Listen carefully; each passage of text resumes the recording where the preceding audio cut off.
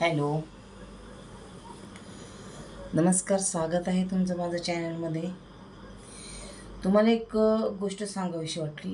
विद्यार्थ्यांसाठी कॉलेजमधले विद्यार्थी होते. आम्ही प्रशिक्षण घेत होतो जिल्हा उद्योग केंद्रामध्ये. त्या केंद्रात जेव्हा आम्ही प्रशिक्षण घेत होतो तेव्हा तिथलं काय ठरलं होतं की आपण कॉलेजमध्ये आता एक जिल्हा उद्योग केंद्र म्हणजे हा व्यवसायाच्या दृष्टीने आला, म्हणजे आपण व्यवसाय कसा करायचा ते शिक्षण होतं त्याचं. मग व्यवसाय म्हणजे एक आम्हाला हॉस्टेल सांगितलं, तर आम्ही एका हॉस्टेलला भेट द्यायला निघालो 7-8 जण, आणि आमच्यासोबत सर पण होते. मग निघालो सर. ही केव्हाची गोष्ट आहे बघा. जेव्हा मी 23 वर्षाची होती. मला मुलं होती 3, पण तरीसुद्धा माझ्या मिस्टरांनी मला जिल्हा उद्योग केंद्राचा कोर्स म्हणून मला हे त्यांनी शिकवलं. त्यांना आमची आवड होती व्यवसायाची. गेले, मग आम्ही गेलो तिथं. गेल्यानंतर हॉस्टेलवर गेलो, अचानक गेलो ना आम्ही हॉस्टेलवर त्या. तर मुलाखत घेत घेत एका हॉस्टेलमध्ये एका रूममध्ये गेलो.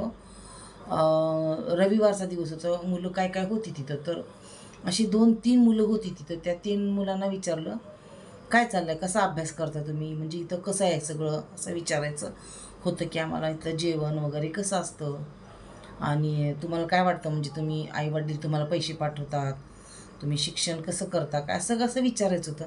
तर ती 3 मुलं होती ना, ती दारू पिलेली होती मुलं. इतकं आश्चर्य वाटलं आम्हाला. मग त्यातला म्हणजे माझ्यासोबत असणाऱ्या एका स्त्रीनी विचारलं. ती म्हणली, हे असं कसं काय तुम्ही दारू पिता. ते काय म्हणतोय मुलगा, की आम्ही दारू पिल्यानंतर आम्हाला अभ्यास होतो म्हणे चांगला. इतकं आश्चर्य वाटलं मला. आम्ही किती दिवस तोच विचार करत होतो. म्हणजे वडील पाठवतात मुलांना शिकायला, आणि ती मुलं हॉस्टेलवर ठेवतात, जेवण वगैरे तिथं लावतात, कॉलेज असतं, त्यांना गाडी घेऊन देतात, आणि ती मुलं चिक्क दारू पिऊन अभ्यास करतात. वा रे दुनिया, म्हटलं मी. आश्चर्य वाटलं आम्हाला. मग आम्ही घेतली थोडीशी माहिती. मग तिथं जेवण वगैरे बनवतं त्यांची पण माहिती घेतली आणि गेलो तिथं. मी नंतर एक विचार केला, आणि मला त्यावेळेस काय आपला एवढा मोबाईल वगैरे नव्हता. आता मोबाईल आला, आणि मला एक आठवलं की झाडू मारणारा रस्त्यावर झाडू मारणारा महानगरपालिकेचा कर्मचारी, आज त्याची मुलं कलेक्टर झाली, शेतकऱ्याची मुलं पोलीस ऑफिसर झाली, मोठ्या मोठ्या पदावर CA झाली. ते शेतकऱ्याची मुलं. एक बाप इतका दारू पितो, त्याला पण नोकरी आहे, पण तो अख्खं दारूमध्ये त्याचं आयुष्य जातं. त्याची मुलं खूप शिकली, पदवीधर झाली. मग त्या मुलाला असं वाटलं पाहिजे की आपलाही मुलगा आपले वडील दारू पितात, आपले वडील असे आहेत, तर आपण पण असंच बनावं. पण तसं नाही, त्या मुलाने करून दाखवलं काहीतरी. आणि अक्षरशः त्या बापाला गर्व झाला की आपण असं, आपला जन्म वाया गेला, आपण काय केलं ना, पण आपल्या पठ्ठ्याने आपल्या मुलाने आपलं नाव कमवलं. असं असते का? आपण बाप दारू पिते म्हणून आपण बी दारू प्यायचं? वारे दुनिया, काय वागताय, काय शिकताय.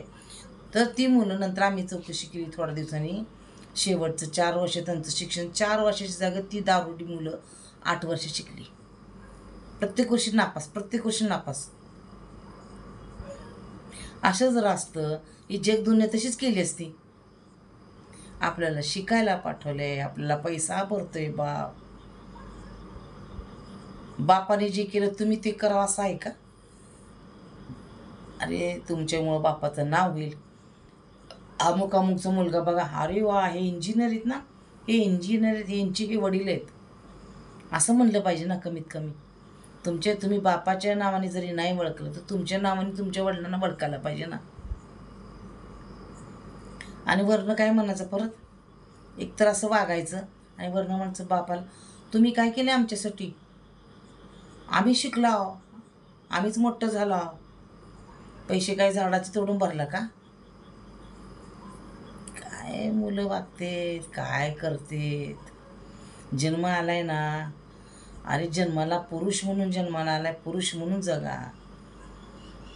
माणसाचा जन्म एकदा मिळतोय, सारखं सारखं मिळत नसते. उपकार माना त्या भगवंताचे, ज्याने आपल्याला माणूस म्हणून जन्माला घातला आहे. आणि माणूस म्हणून आपण बोलतोय, आपली इच्छा प्रकट करतोय. प्राण्यांना आहे का तसं? प्राण्याचं पिल्लं असतात, त्याची आईचा ॲक्सिडेंट होतं रस्त्यावर, ते सांगतात का जाऊन, अरे या रे माझ्या आईचा ॲक्सिडेंट झाला, वाचवा. त्यांना काय म्हण नाही, बघतात, करतात, निघून जातात. गाडी हळू थांबवा रे, आमचे माणसं जातात तुमच्या गाडीखालं, सांगतात का ते लोकांना? नाही सांगत. तुम्ही माणूस म्हणून जन्माला आलाय, माणसासारखं जगा. हा माहीत आहे आपल्याला, आपण काय घेऊन जाणार नाही जाताना, कोणीच घेऊन जात नाही जाताना. पण आपण जे करतोय ते तरी करावं ना. ह्या जगामध्ये काय चाललंय, आपण शिक्षण घेतो त्याचा उपयोग तरी करावा. उलट त्या बापालाच बोलायचं, त्या बापाला शिवाय द्यायचं, त्या बापालाच नाही तसलं बोलायचं. कमाल आहे. कुठं यांची बुद्धी चालती, कुठं अन्न खाल्लं कुठं घालते कोणाला माहिती, कुत्रायला असं वाटते काय काय वेळेस. माणसाचा जन्म आहे हा, आणि तुम्हाला सुखसोयी आहेत. बरं माहिती नशीब शेतकऱ्याची मुलं असताना काही सुखसोयी नसतात.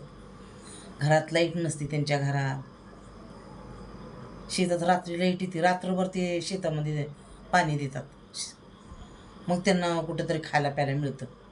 आज त्यांची मुलं एवढी शिकलीत, तुमच्या बापानं तुम्हाला पैसा भरून तुम्ही शिकलाव नाही, शिकलाव एक आणि करताव दुसरं, ही तुमची गत आहे.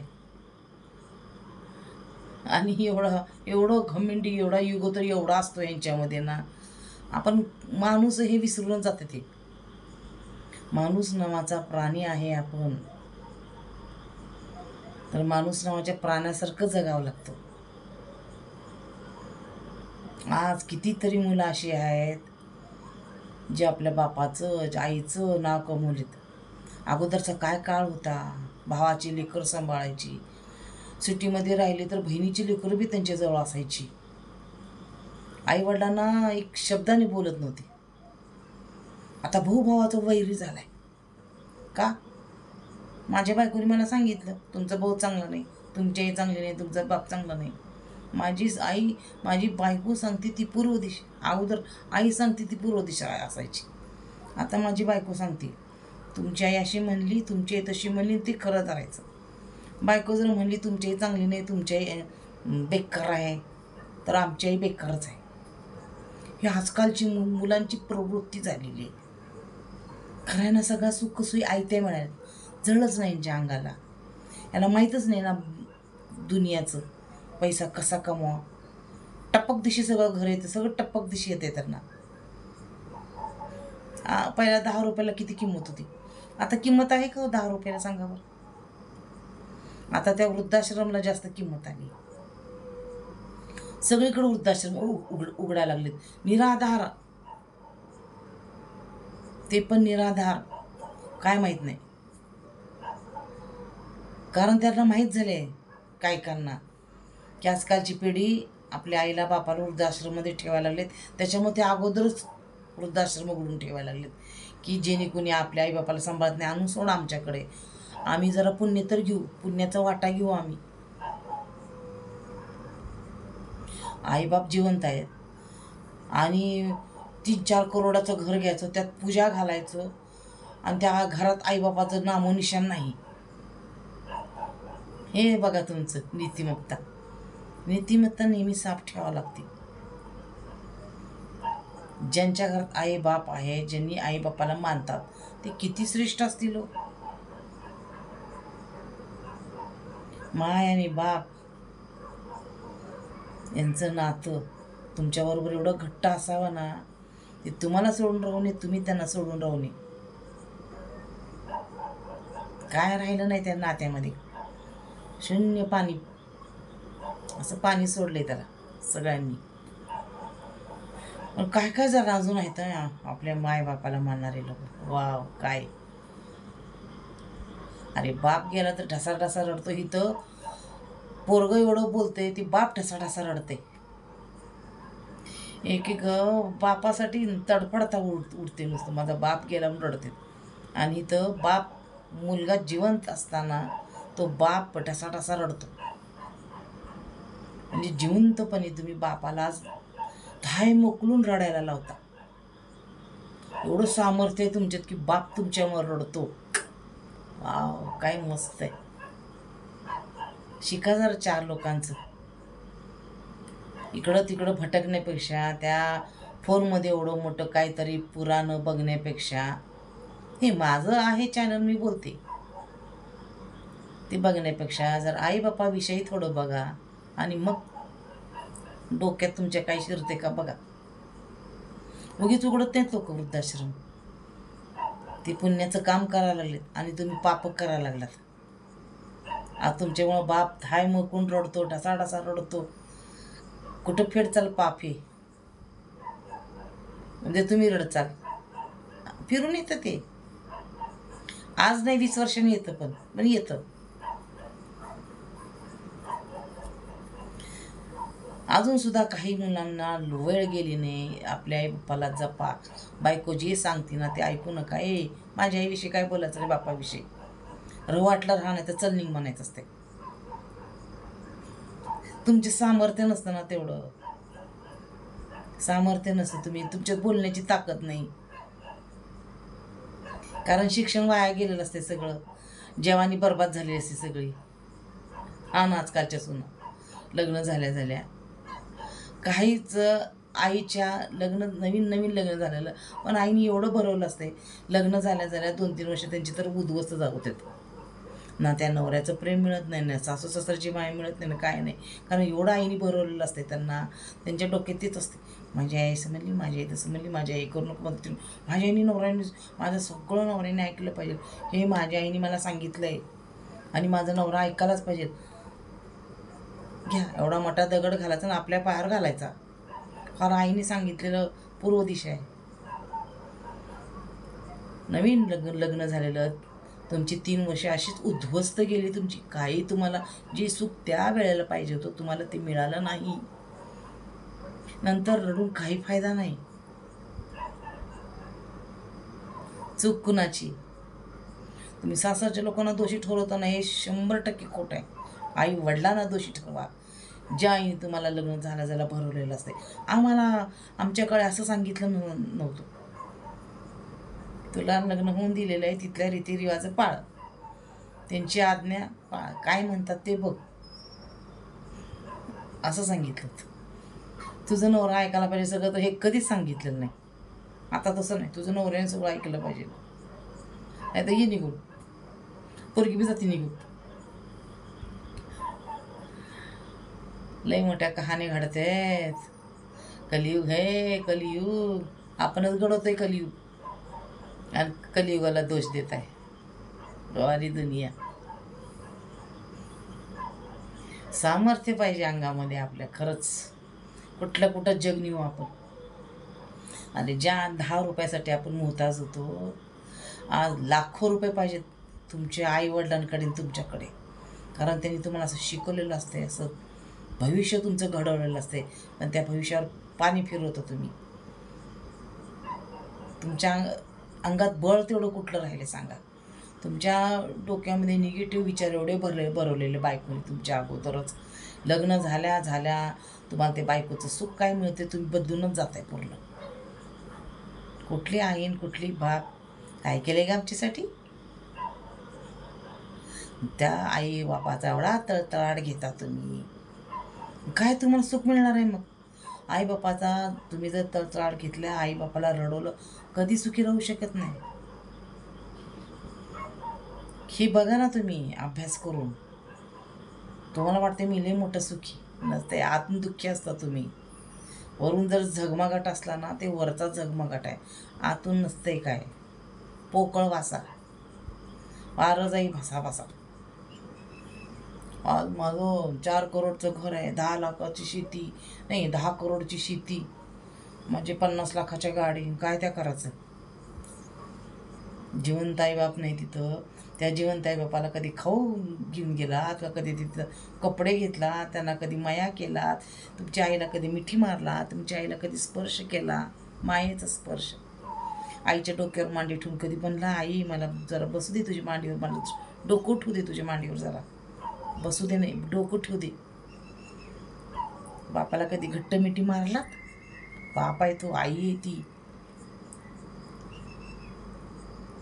विसरून गेलात तुम्ही. 30 वर्ष आई वडिलाच्या सोबत राहायला, आई वडील किती माया केली असते, डोक्यावरून हात फिरवले 100 वेळा. जरा काय झालं तर तुम्हाला धावत पळत सुटायची आली, रे माझे पोराला बरं नाही, ॲडमिट करा, हे करा ते करा.